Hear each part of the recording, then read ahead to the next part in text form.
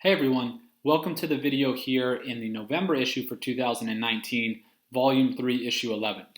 So only one more issue left in Volume 3 before we turn the page to Volume 4 in January 2020. So for this video, it's called Returning to Training After a Layoff, and the subtext, How to Gradually Come Back the Right Way. So I think this is a pretty cool topic. In mass previously, and I have them in the references of this video, we talked about, all the way back in Volume 1, I think Issue 2 or 3, there was a written article that I reviewed, and it talked about how skeletal muscle mass and strength were resistant to 2 weeks of detraining. So I've linked that article here in the references, and then I did another article that talked about introductory cycles and how to elicit the repeated bout effect with introductory cycles that are a little bit lighter than what you would typically do in your normal training block, so that way when you jump into your normal training block, you don't have too much damage and too much fatigue from that training block. So both of those videos, both those articles I think are related to this. But in this video here, Returning to Training After a Layoff, I want to talk about a layoff for a long period of time. Specifically, we're going to give an example that looks at a layoff of about 3 months. But there are times in our life where school gets really busy, work gets really busy, we have stuff in our personal life and relationships get really busy, and we just don't have time to train. And we just simply don't make it to the gym for a while. And I think that happens to more people than we'd otherwise notice. You know, when we look at social media, typically people are just posting their PRs. They're not posting when they have to take long periods of time off from the gym. And what I think is important is if you have to take a long period of time off from the gym, I don't think it's going to really crush you in the long run. I think what's important is how you come back from that time off, and that you do so gradually and that you don't do too much too soon. So that's what this video is all about. When you have to take some time off for those reasons, not for injury, I don't consider myself an expert on that, so we're not going to cover coming back from injury. But when you have to take some time off here, how can you come back appropriately and not do too much too soon? So today's objectives. We're going to examine first the rate of decline in strength and hypertrophy following time off. And what I think we're going to find out is that the rate at which you lose muscle mass and you lose strength when you have to take significant time off, a few months or so, it's not as much as most people think. You think, oh, I take 2 months off and I'm just going to look tiny and I'm going to just lose absolutely all of my strength. I'm going to lose 100 kilos on my lifts and I'm not going to be able to do anything. And that's just not the case. I would say that resistance training is pretty resistant to decreases in size and strength. Even over 3 months or so, you're certainly going to lose some, but it's not as much as you might think. So first we're going to take a look at the rate that hypertrophy and strength decline when you take time off from training. Then I want to understand when you start to get back to training, you need to be cognizant of the fact that you're more susceptible to muscle damage and you're more susceptible to fatigue. Also, your lifts just simply aren't at the same place that they were. Even if you don't lose a ton of strength, you're going to lose some.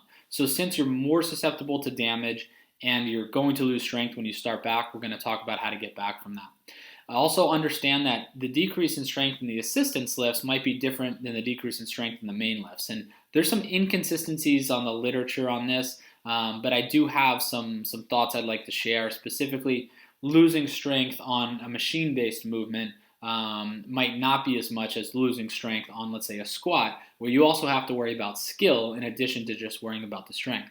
And so then once we do all of that and we talk about how much strength and muscle mass people lose, and then understanding when you start back that you're more susceptible to damage, what I want to do is to develop a full program to get somebody back from a layoff. So in last month's video, October of 2019, Volume 3, Issue 10, we talked about concurrent training for a marathon. And what I did for most of that video was I put together a sample program that someone could use. So after we go over the data and the science in the first few slides of this, what I've done here again this month is to put together another sample program that if you were to have to take 3 months off of training, then there's a 3-month or 13-week program that I've put together here that can get you back to where you were within those 13 weeks. So one thing we wanted to try to do in these videos is to bring more practical examples to everyone rather than just data. So the second half of this video is going to do that.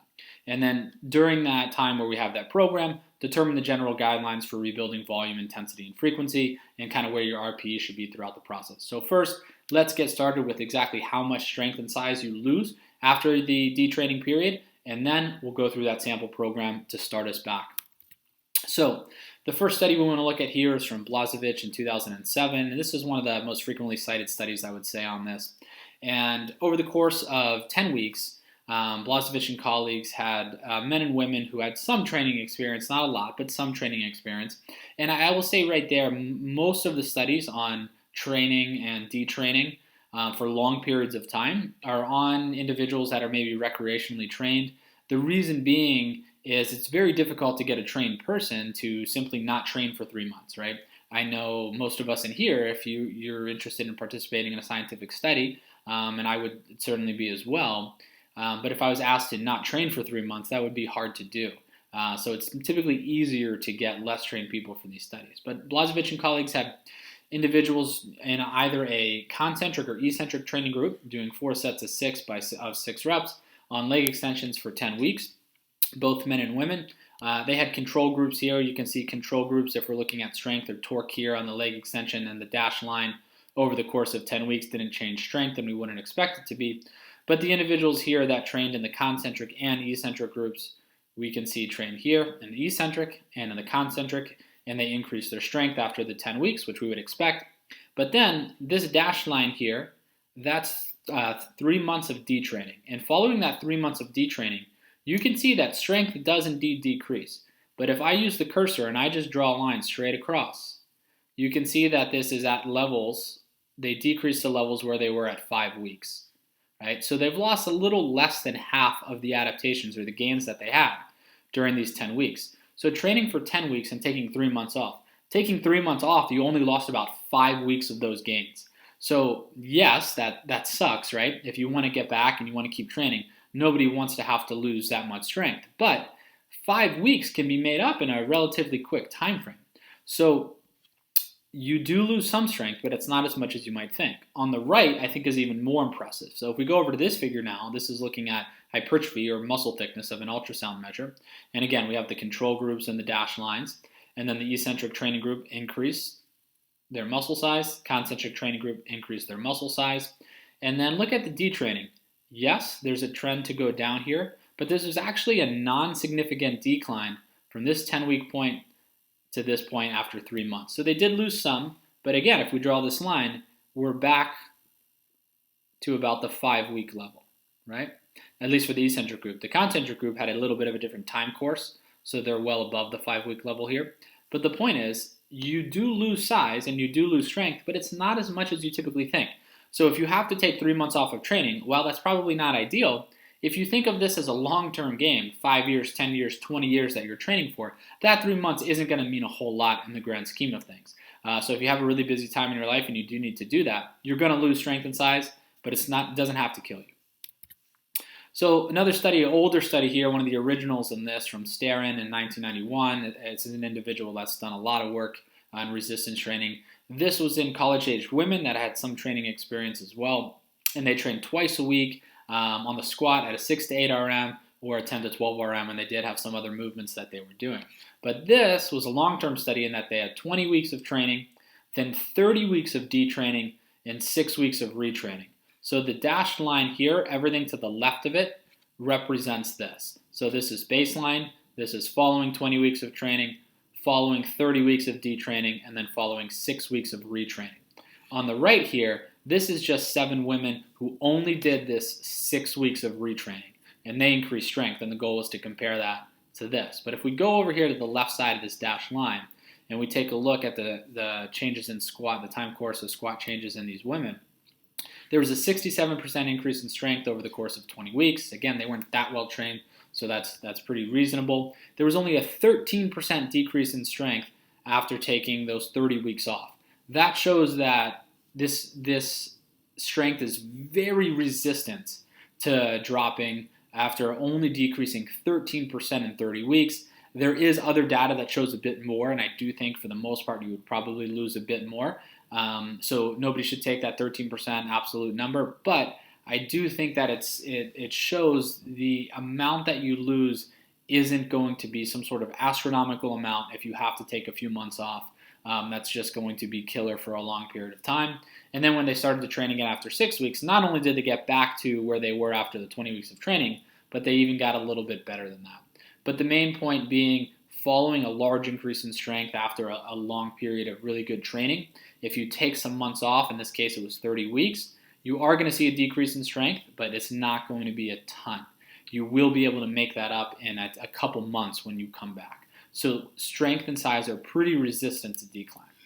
Now, this is from that same study and that same group of women, and it was looking at hypertrophy as well. So we're going to see results here similar to the Blažević study, where if we just scroll back very quickly, 2 slides, we can see a decrease in hypertrophy after 3 months, decrease in hypertrophy or decrease in muscle thickness, but it's not significant and it's not a lot. If we go back to the Stern study now, we can see this is showing from pre to 20 weeks of training, and then 20 weeks of training down to after the 30 weeks of detraining. So this is type 1 fibers, type 2, and then type 2B, type 2X. So if we're looking at this here, we can see a 15% increase in size, a 39%, and a 47%. So that's what these numbers are, 15%, 39, and 47. And then over here, we're seeing the decreases after the detraining. So type 1 fibers down 1%, and then here we're down 10%, and then here we're down 14%. So clearly this is tending to decrease. The only significant decrease was this 14%, but it does look like there's certainly a clear trend for this type 2 fibers to decrease 10%. Obviously, if you would take more time off, it would likely be a significant decrease.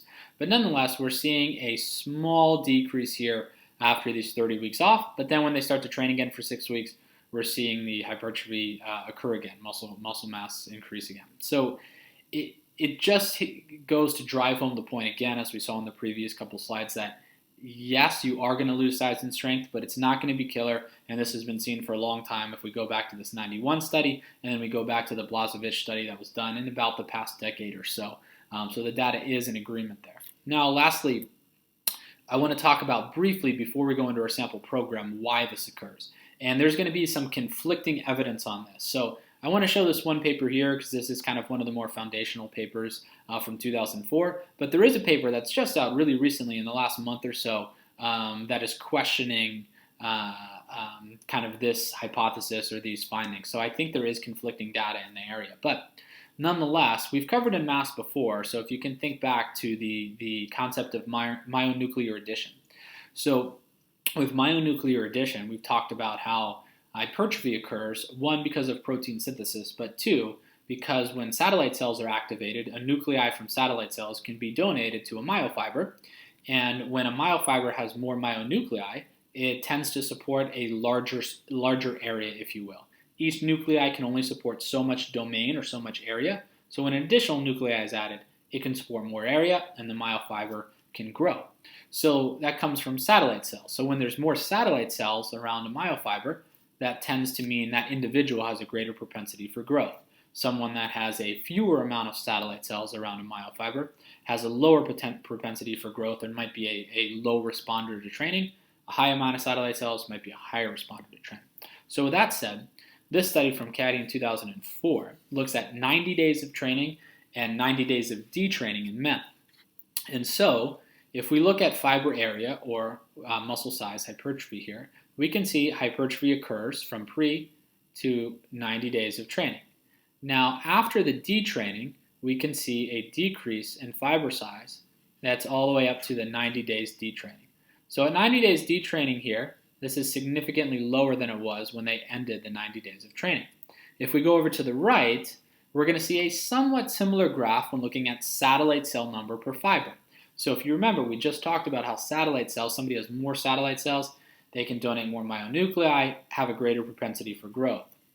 So we see an increase in the number of satellite cells per fiber at 90 days, but a decrease here, close to back to baseline, right, after 90 days of detraining. So after 90 days of detraining here, we are seeing that, and this bar here is pretty similar to this one. So a pretty similar trend here, up and down and up and down. So the authors noted here that one of the reasons that hypertrophy or muscle size might go down here in the detraining is because of satellite cell number and thus myonuclei number going down. So that being said, there is some conflicting evidence on the maintenance of myonuclei. Some data is showing that even during a time of detraining, and when there is a loss of muscle size, that myonuclei number remains similar or doesn't go all the way back down to baseline. In this data, does show that myonuclei number or satellite cell number falls pretty far. So the decrease in satellite cell number or myonuclei could be a mechanism that causes a decrease in hypertrophy with detraining, but we're not 100% sure on that. But this is hopefully helping to explain or to give you one hypothesis why that may occur. So if you could maintain your satellite cell number during detraining, hopefully that could help maintain muscle size, but again, we're not entirely sure. So where does this leave you? Forgetting the mechanistic stuff for a moment, the decrease in muscle size and the decreased strength that occurred puts you not back to baseline and then regaining you pretty quickly. Meaning you do decrease muscle size and you do decrease strength, but you can make that back. So although the data does show quicker regaining, specifically the Sterin study, although they only took 30 weeks of detraining and only 6 weeks of training, which is why I think that was a bit fast in how they gained it. But I would take into account training status and say in the Sterin study, the women were trained but not super well trained, so they probably regained it a little bit more quickly. But something to be cautious would say if you take 4 or 5 months off, and this is using the data and being a little bit cautious on my part. So it's not an exact time frame, but it's based upon the data and then saying, hey, just to make sure nobody leaves this video thinking they can gain all their strength back in a week, being a little cautious. So if you take 4 to 5 months off, it probably takes about 2 to 4 months to regain. So about 3 months off, 2-3 months to be able to regain. So in the grand scheme of things, it's really not that much time. I try to stress a lot and think about training in terms of, let's say, 20 years or 25 years, right? If you're in this and you're a member of mass, training is important to you, and it's something you're probably going to do for a long time. And so in that case, I would say if you have to take a few months off now, but you have 20 more years to train, it's really not going to matter that much. Just as last month we talked about if you wanted to run a marathon, certainly that's not going to be ideal for your powerlifting progress or your bodybuilding progress in the short term. But if you have 20 more years to train, you're going to be fine. You might as well do it and have some fun. So mechanistically, we talked about possible contribution of satellite cell and myonuclei number, but certainly there's neuromuscular changes, fiber type adaptations, not only the decrease in size, but from a strength perspective, the shifting of the fiber interconversions that you're going to see away from type 2, 2X toward type 1 if you stop training. And then with a loss of skill adaptation, I'm sure we've seen this. If you don't squat for a while, you don't deadlift for a while, you don't bench for a while, and you go back to it, the movement just feels uncomfortable at first. Rate of force development is probably lower as well. So all of those things are going to harm strength, which is why I suggest that the skilled lifts may see a greater detriment in strength from time off than the non-skilled lifts. If you're doing a leg extension or a leg press or something like that, it doesn't take as much skill as a squat, so you don't have the skill aspect of it in terms of technique. All you have is the neuromuscular aspect of it. So where does this leave you? It leaves you in the fact that you're going to lose some size and strength, but it's not going to be as much as you think. But you also need to consider that when you return, even if you haven't lost as much strength as you thought or as much size as you thought, you're going to be more susceptible to muscle damage, meaning you're going to have greater fatigue that occurs when you start to train again, right? And your neural adaptations have diminished and they can be regained quickly. But if we just focus on these top two, damage and fatigue, even if you haven't lost as much strength as you thought or as much size as you thought, when you come back to training, you haven't done it for 3 months. So if you haven't done something for 3 months, it's going to fatigue you a lot more easily than it used to. You're not completely back to baseline. After one training bout, the repeated bout effect can last for up to 6 months, right? But the degree to which the repeated bout effect occurs from today to next week is a lot greater than the degree which it occurs from today to 3 months from now. So you're going to be susceptible to damage. So you have to take that into account. You're going to want to start back with very little. If you did nothing, and I like to say this a lot too, if you did nothing for 3 months and now you just do something, it will work. And so what we're going to propose here in the sample program at first isn't going to seem like very much training. But remember, doing nothing and now doing something is a lot. I always give the example, I went a long time without ever playing basketball or shooting free throws. I shoot free throws in my driveway every single day now. I'm still terrible, but I'm infinitely better than I was a year ago because now I'm actually playing, right? So I was doing nothing and now I'm doing something. right? I'm still terrible, but relative to where I was, I'm better. So if you don't lift for 3 months and then you just do a little bit, you will make progress. So your previous numbers don't matter. You shouldn't use percentages to start because you don't know where your maxes are. We can estimate. You can use RPE, but even at first, I don't want to run the risk of overshooting it too much. So what I like to do is just to program absurdly light loads. So when we go through this program, we're going to give an example program, and we're going to give what this person's numbers were before they went on their 3-month hiatus. And then we're going to give you the absolute numbers in this program, and you're going to see how light they are, and we'll go through a 12-week program to get us back.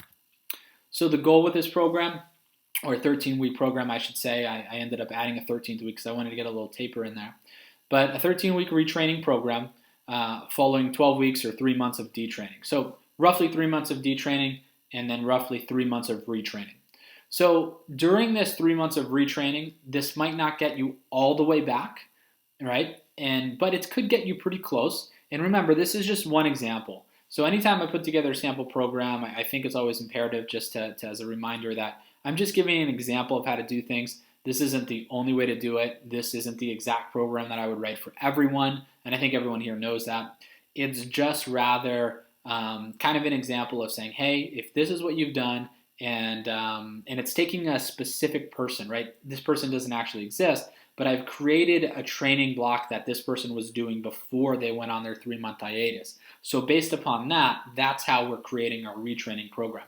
So whatever program you were doing or whatever level you were at, you would want to take all of these principles and then apply them to you.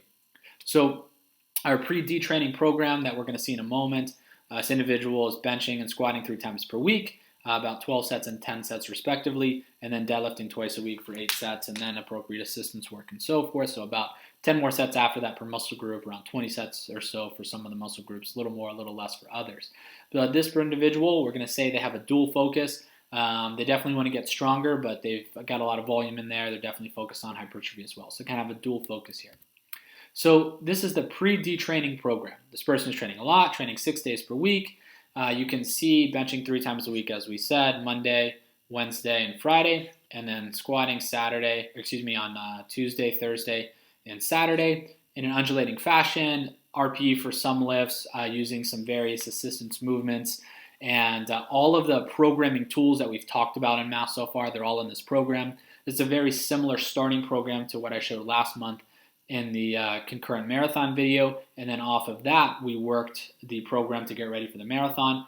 Off of this kind of standard program for this person, we're going to work retraining.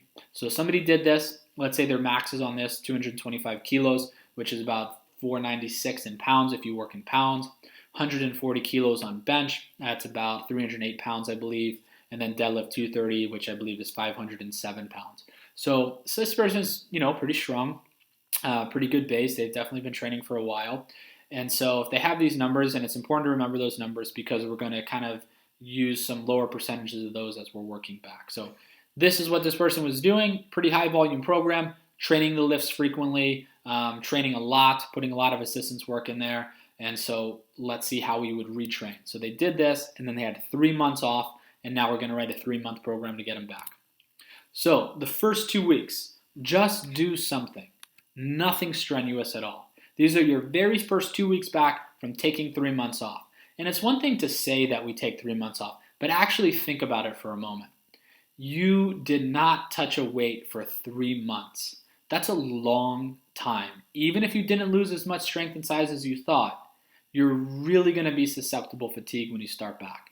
So we're only going to train 3 total days in the first 2 weeks, right? Each week is going to be 3 days, so 6 total days for the 2 weeks. But 3 training days per week. You could definitely get away with less than that, I should say as well, even if you only train once or twice. But a frequency of once on the main lifts in the first week, and then getting to a frequency of twice on the main lifts in the second week is what we're going to do in this first couple weeks. And then, as we said earlier, we're not going to use percentages. We're going to program absolute loads in week 1 and absolute loads in week 2 and be really conservative. But you're going to see, even when we say twice a week in week 2, it's really easy. So remember, previously this individual could max squat 225 kilos, bench 140, and deadlift 230. Now, our first week back, so week 1 is up here. I'll circle it here with the cursor. Training 3 times per week, You can see squatting just once, benching just once, deadlifting just once. They could squat 225 kilos their first week back, 3 sets of 5, 65 kilograms. I know it's absurdly light. I know they could do a lot more, even if they could only, max 170 kilos and they used to be able to do 225. 65 kilos is exactly 65 more kilos than they had squatted any day for the past 3 months. So it's a really, really light load.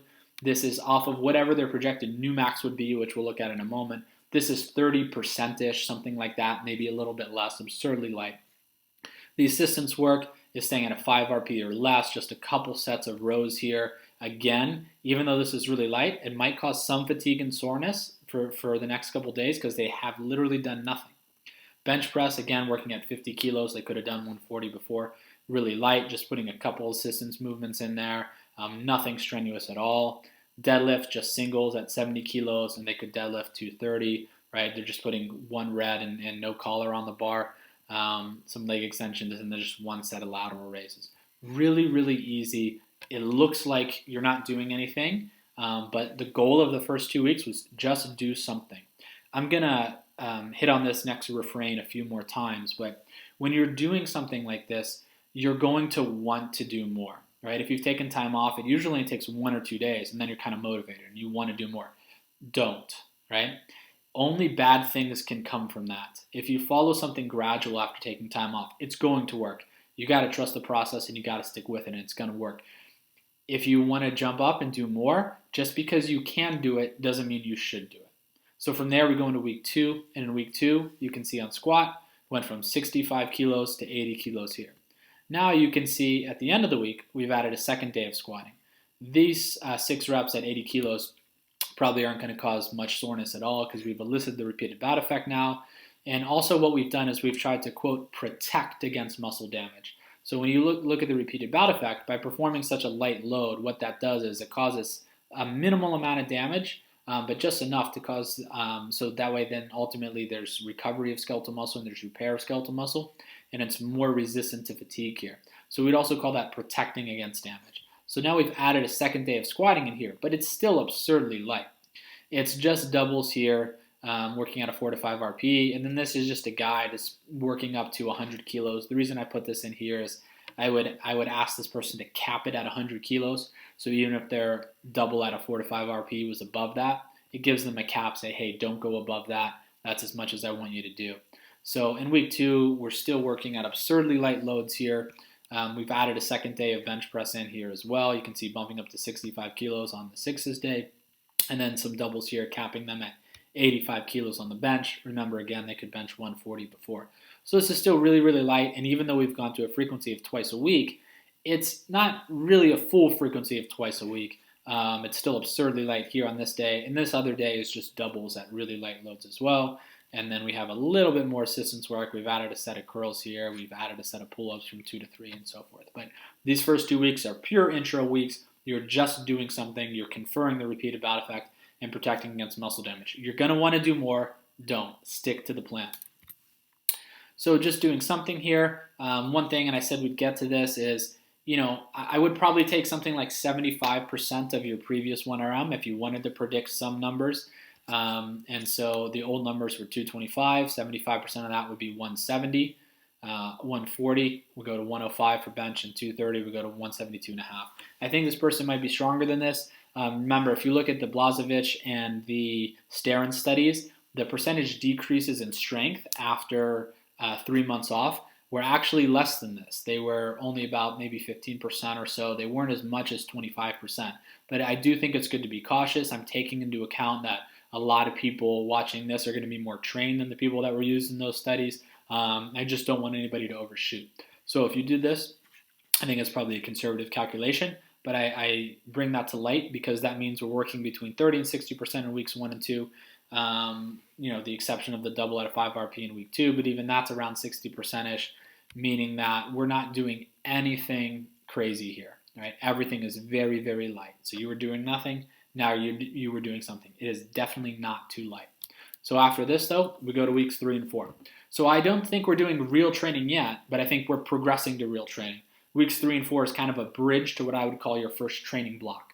So we're still doing intro. So we kind of had one introductory microcycle in weeks 1 and 2. Now we're going to have another introductory microcycle in weeks 3 and 4. Then our first real training block will start in week 5.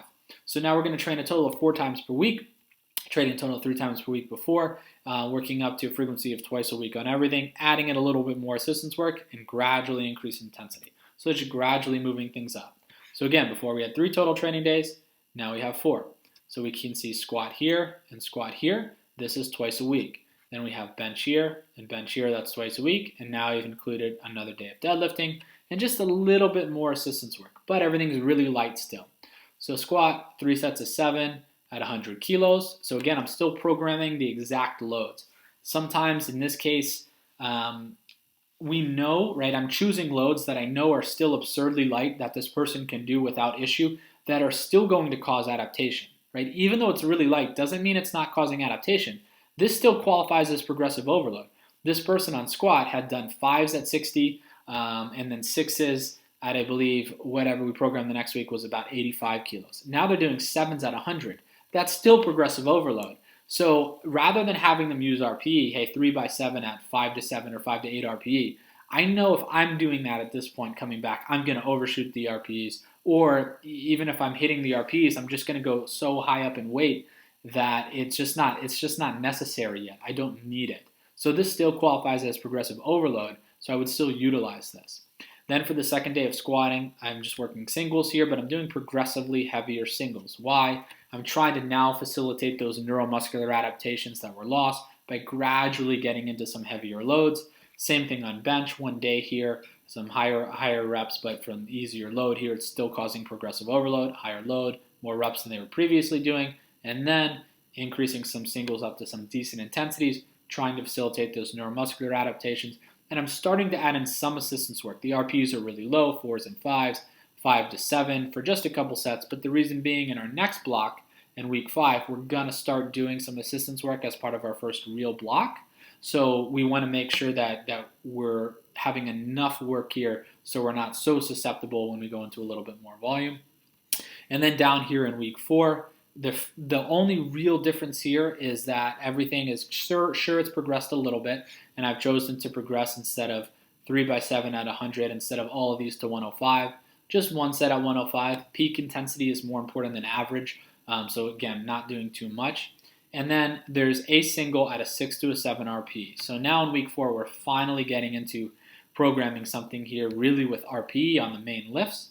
And I've put in the parentheses in red about what I would expect this person to hit at that point, just so we could kind of calculate some numbers and see where they might be. So a single at a 6 to 7, maybe about 180, 108 kilos, about 396 pounds. Remember, they could squat 496 or 225 before. So this is probably going to put them around a max of somewhere in the 200, 190 to 200-ish range. So they're still going to be considerably below where they were, but I think they can start to get back there and start working on some singles to facilitate some neuromuscular adaptations. So just gradually increasing. I would call this 2 weeks the second introductory microcycle, or progressing to real training, getting back to some sense of normalcy. And so everything we just said we did there. Twice a week frequency, but the 1 time a week is really, really light, so it's not 2 volume days yet. We took our time on all of this, and we're gradually building to get into our first real block. So the first real block, I would call this getting 4 weeks away from normalcy, right? We're getting back to where we were. We're getting closer. I still don't think this person is ready to fully jump back into everything, and even if they are, I don't think it's necessary. So I still think you should take advantage of some time, because you're only in week 5 here, where you can still progress on doing a lot less work than you used to. So training 4 times per week here, and I put this in capitals, not because I'm yelling at you, but because I just want to know that this is a true 2 time per week frequency, meaning 2 full volume days in this block, not the 2 time a week frequency we had in the introductory microcycle, where it was 1 volume day and then 1 just singles day at really, really low intensity. So meaning we have more of a challenging intensity here, and now we're beginning to use RPEs because it's starting to get okay to push things a little bit more. We don't need to just program the really, really light loads. They're not going to do as much for us in terms of adaptation. We're at a point now, after a full 4 weeks have gone by, where we can use RP and challenge ourselves a bit more. So 4-day per week training block for weeks 5 to 8. So if you notice, this individual was using RP before they did the detraining to program their loads. So we have bench here, 3x8 at 5 to 8 RP, and then bench over here, 4x4 at 6 to 8 RP, and then a single here, and I'll explain that in a moment. But if we take 3, 4, that's 7, and then 1, that's 8. That's 8 sets of bench. When they were doing the block before the detraining, they did 12 sets of bench. So we are gradually climbing back toward that 12 sets. And in the next block that starts in week 10, we're going to see that we go to frequency on the bench press and the squat of 3 times per week. So we're still 2 times per week here, but when we go to 3 times per week, that'll help us facilitate more volume. Thus, we'll bump it back up to around the 12 set mark. And so if we just focus on bench for a moment, then we have the same thing on squat. What we've done here is we've added 1 single at an 8 RP. That's not too strenuous, but all of this here is between a 6 and 8 RP, and this is between a 5 and 8 RP, and the assistance work is submaximal. So the reason for the 1 single is just to have some neuromuscular adaptations to help with rate of force development, and we've talked about some heavy-ish singles here in mass before. I think this single will progress really well every week during this block because you just weren't working up to anything heavy at all. And if you haven't done anything in a while or any heavy work in a while, and you start to do some singles, I think you notice progress pretty quickly. So that's the point of it here, but it's not too strenuous, and it's probably not going to be as heavy as it would be otherwise because you're doing it after the volume work. And then the same principles apply on squat. We have that on Tuesday and on Friday. On deadlift here, I have singles at 70 to 80% of the new projected max. We projected the max previously because we were able to go ahead and take that single on deadlift at a 6 to 7 RPE, 190. You can go ahead, and we've done this in math. If you have velocity, you can predict a 1RM. If you have the Epley equation, you can predict a 1RM, something like that. And so I would take about 70 to 80% of this. If you prefer to use RPE, you could say somewhere between a 5 to a 6 or a 5 to 7 RPE for your singles. And then we've added some assistance work here. If you notice, though, even though we've added some assistance work, it's still not too difficult. 6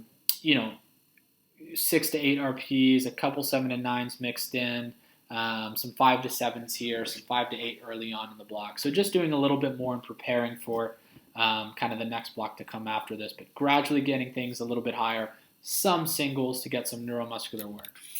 And so again, the first time here where 2 full volume days is in our 5th full week back.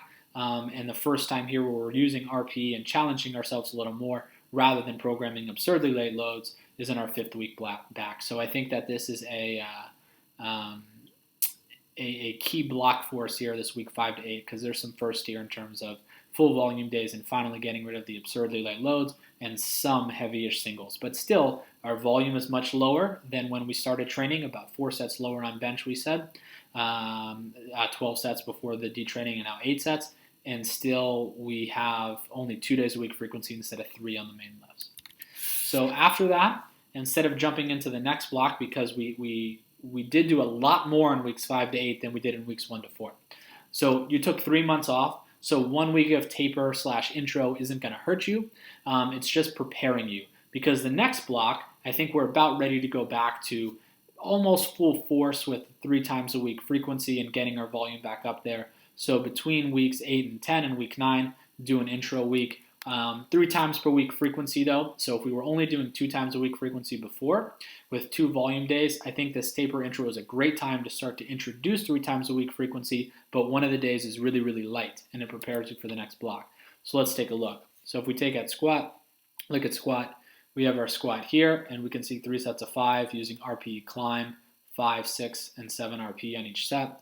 And then at the end of the week, we can see 3 sets of 3 at 5 to 7. Remember, this is a taper. This is an intro week. 5 to 7 RPE is really easy. But what this taper allows us to do with these easy loads is we've put a 3rd day of squatting in and a 3rd day of benching, a quote power or light day, 3 singles at 75% of the projected max that you would make or that you would get with the heavy singles that you took at the end of the previous block at the 8 RPE. So adding some assistance work in here just to prepare. This week should be literally easy and light, but obviously, even though it's lighter, it's going to give you a rest. You're probably going to feel more recovered, and you've introduced a day of training, a new frequency. You're going to 3 times a week, so you're certainly not going to get weaker from doing this intro week. Now we go into what I would call back to normal training in weeks 10 to 13, right? So this will be the last mesocycle of the block that we look at here today. Training total of 6 times per week with a true frequency, meaning 3 volume days of 3 times per week on the squat and bench, which is exactly what we were doing on the previous before the detraining. And then I'd finally start to add in some integrated periodization to allow for some heavier work and hopefully push the 1RMs back to where they were. And I do think that's possible after these 13 weeks. So if we look at this last block here, this should say week 10 to 13. But if we look at this last block, we can see now if we take bench, 4 sets, RRP is a little higher. Over here we have 4 sets, and then over here we have 4 more sets, a double here, a heavy double, and then 3 sets of volume. That brings us back to our 12 sets that we were previously. So let's just focus on the bench for a moment and the squat, and then we'll go to the assistance movements and the deadlift. But if we look at that, we can see bench kind of in an undulating fashion, 8 reps here, 5 reps here. Again, this isn't a requirement for anybody. It's just how I like to program.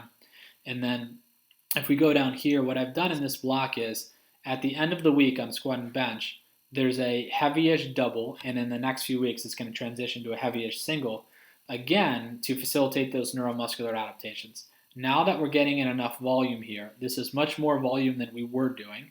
So there still is room, and this is what I'm talking about, the integrated periodization strategies, to still put in some heavy work and facilitate neuromuscular adaptations. And again, if you haven't done heavy things, this is going to consistently push up your max pretty quickly in a short time span. The same thing on squat here. Deadlift is getting a little bit higher using the projected max at 80% one day and 85% in the first week of this block or week 10. And we've added in a lot more assistance work now. Still have some maximal RPs, but some of them are getting up there a little bit higher. We have some 7 9s here in terms of the RPEs, and we're definitely adding more sets, 4 sets of curls, 4 sets of rows here on this day. Back is being trained about 3 times a week here, shoulders about 2 to 3 times a week. So we're definitely increasing the amount of assistance work we're doing, and we're pretty much back to normal with the exception of I'm still trying to push up that 1RM a little bit. So we are using some submaximal doubles and then go to singles in the next few weeks of this block to get those neuromuscular adaptations. So back to normal on this block. What I want to highlight on this slide is, I'm circling in the cursor here, is that I showed you week 10. In week 11, 12, and 13, remember in week 10 there was a double at an 8 to 9 on squat and bench. I would gradually progress that day to get the neuromuscular adaptations and push up the 1RM. In week 11, I would probably have a single at an 8 to 9 on squat and bench, and a single at 87.5% on the deadlift, or 3 singles, it was 85% in week 10. So that's gradually increasing. Again, the same 8 to 9 RPE. I still think you're going to be able to increase load from week 11 to 12, no problem, because this is still a new stimulus. And then working up to a deadlift single at an 8 to 9 in week 12. So we're finally getting closer to being able to really feel comfortable pushing heavy weights and working close to a 1RM. And then week 13, an 8.5 to 9.5 RP single on squat and bench, and deadlift working up to a 9, 9.5, kind of getting finally your 3 months into this retraining, which was the exact time the detraining was, and can you get back to where you were in 3 months? And I think if you use the strategy, you can kind of get some neuromuscular adaptations and push those lifts up there toward the end of this training block. So some thoughts and wisdom from doing this. Typically, I don't take a whole lot of time off from training just to take it, although I've certainly had times that have been busy in my life and I've had to. And we all have little injuries and things and so forth from time to time. But I have had times where I've had to come back from being off for a couple months or so. And so if you go through something like this, just from being there, and I'm sure many people watching this video have been there as well, just do something. It will cause progress. You will progress quickly as well, right? If you can think back to when you first started to train years ago, or maybe you're kind of in the early stages of your training career now, it's really fun, right? You start to gain pretty quickly. You're going to do that, so enjoy it, right? If you want to do more, don't do it. Stick to the plan. If you get past the first 3 months or so, if you've been off for 3 months, and I think that's a pretty good rule, as long as you've been off, once you've started training for that amount of time again, and then you start to want to do more and push it or go off the plan, it's okay. But if you're within those first 3 months and you've had 3 months off, don't do more than you're supposed to. You're going to make progress because you did nothing and now you do something. So enjoy that. Now, once you get past these 3 months and you're making really fast progress, you're not going to expect the same progress in the next block after this, right? That's when you're probably going to start to level off a little bit. So temper your expectations, right? And if you're new to training, you're probably making all of this progress now, but it's not going to last forever, right? So temper your expectations. So applications and takeaways, again, following months of detraining, you will lose size and strength, but it's probably not as much as you think. When you start back, work gradually and understand that your previous numbers simply don't apply.